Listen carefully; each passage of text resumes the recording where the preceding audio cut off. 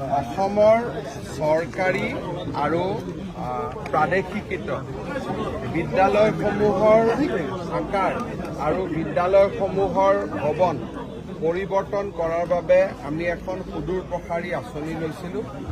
বৰ্তমান সমগ্ৰ অসমতে 500খন বিদ্যালয় ভৱন নতুনকৈ নিৰ্মাণ কৰাৰ এটা বিশাল আঁচনি চলি আছে। সেই আঁচনিৰ অন্তৰ্গত বেজেৰা উচ্চতৰ মাধ্যমিক বিদ্যালয়, এই বিদ্যালয়খন নতুন আকাৰত আমি জানুৱাৰী ডিচেম্বৰ মাহত উদ্বোধন কৰিম আৰু দুদিন পিছত লাহে লাহে অসমৰ প্ৰতিখন প্ৰাদেশিকৃত বিদ্যালয় আৰু চৰকাৰী হাইস্কুলৰ অৱস্থা আমি এনেকুৱা ভৱনলৈ ৰূপান্তৰ কৰিম। ছাৰ, 500খন বিদ্যালয় ইতিমধ্যে আপুনি বনোৱা হ'ব আৰু হোৱা নহয়, ইতিমধ্যে বিভিন্ন পৰ্যায়ত আগবাঢ়ি আছে। ছাৰ, কিছু আমাৰ ডন বস্কো ছেণ্ট মেৰিজতকৈ অসমীয়া স্কুলবিলাক দেখিব ভাল হ'ব।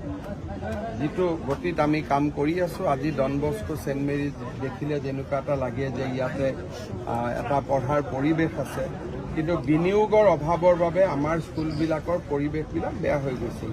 কোনোবা MP ফাণ্ডৰ পৰা 1 লাখ, MP ফাণ্ডৰ পৰা 5 লাখ এনেকৈ লৈ স্কুলবোৰ বেলেগ বেলেগ ধৰণে বনোৱা হৈছিল।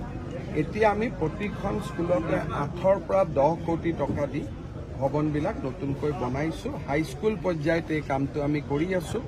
4000 স্কুল আছে, এই বছৰ 500খন লৈছোঁ আৰু 500খনৰ বাবে আমি টকা পইচা যোগাৰ কৰাৰ কাৰণে চেষ্টা কৰি আছোঁ, যাতে টোটেল 1000খন আমি নিব পাৰোঁ।